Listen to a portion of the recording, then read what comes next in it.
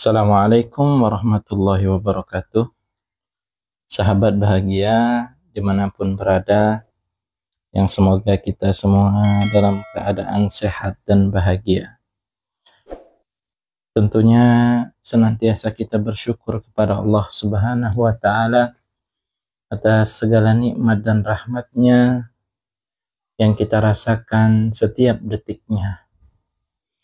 Kemudian selalu kita bersalawat kepada Nabi Muhammad SAW, kepada keluarganya, para sahabat dan pengikutnya yang istiqomah di atas sunnahnya hingga akhir zaman. Sahabat bahagia, sembari kita melihat pemandangan, sedikit ada nasihat. Nasihat ini teruntuk yang sedang terjangkit penyakit malas. Malas ibadah, malas bekerja, dan malas segalanya. Berikut 4 obat menghilangkan rasa malas yang ada pada diri kita. Yang pertama, ingatlah tujuan hidup.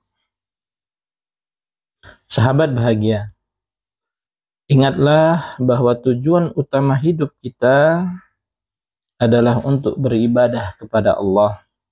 Mungkin sebagian kita belum tahu kenapa Allah ciptakan kita. Allah Subhanahu wa Ta'ala berfirman, "Wa ma khalaqtul jinna wal insa illa liya'budun." Aku tidak menciptakan jin dan manusia, kata Allah, kecuali untuk beribadah kepadaku. Jadi jangan dipahami bahwasanya ibadah itu hanya sholat. Tidak.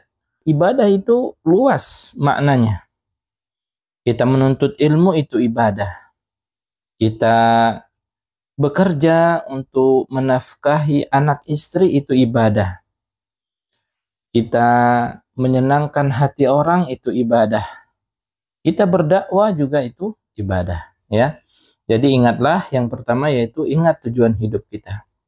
Yang kedua, mengatasi malas dalam diri kita, memahami pahala dan balasan.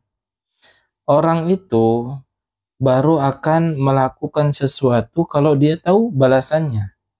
Kalau diumumkan misalnya di masjid, siapa yang sholat berjamaah zuhur, habis sholat dikasih uang 500.000.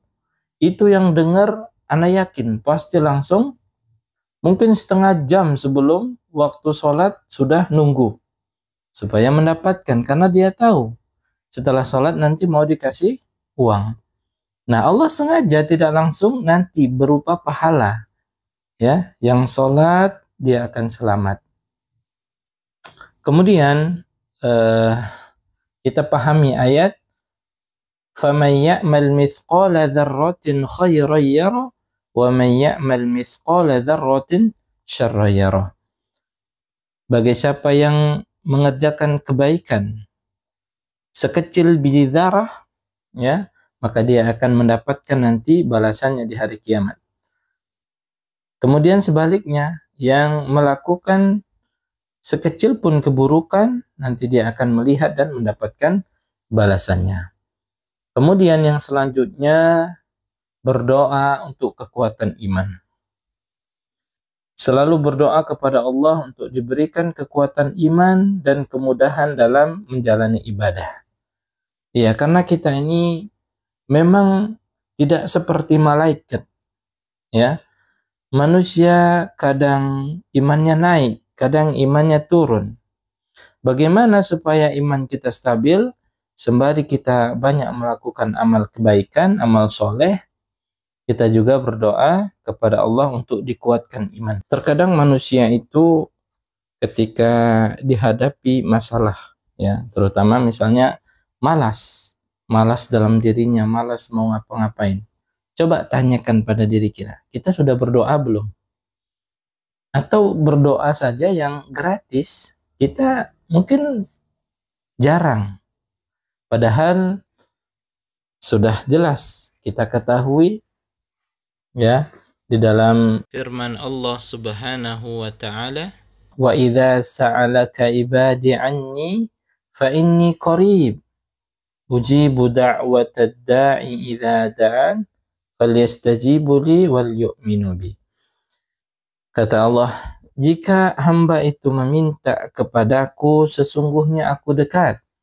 Ujibu da'wah, saya akan mengabulkan permintaan mereka jika mereka meminta. Sahabat bahagia dimanapun berada, yang semoga kita semua dalam keadaan sehat dan bahagia.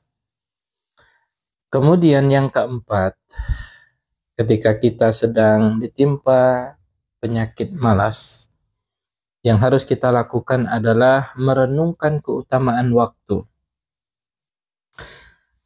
Manfaatkan waktu dengan baik untuk beribadah, karena waktu adalah nikmat yang sangat berharga dan tidak bisa berulang. Ada dua kenikmatan, kata Rasulullah, yang sering manusia melalaikannya. Nikmatani maghbunun fihima katsirun minan nas. As-sihhatu wal faragh, kata Rasulullah. Ada dua kenikmatan yang manusia sering lalai. Apa dua nikmat ini? As-sihhah, kesehatan, wal faragh, dan waktu luang. Ya, betapa banyak ketika orang itu sedang sehat, dia malas-malasan ibadah. Dia buang-buang saja tenaganya yang prima, yang kuat itu. Begitu juga dengan waktu. Ketika dia masih banyak longgar waktunya, dia santai-santai, dia buang-buang waktu. Padahal hidup kita ini sebenarnya kumpulan waktu. Ya, setiap hari berluanglah waktu itu, maka usia kita semakin habis. Dan orang itu akan merasakan betapa nikmatnya sehat dan waktu luang ini ketika mereka sudah kehilangan dua nikmat ini.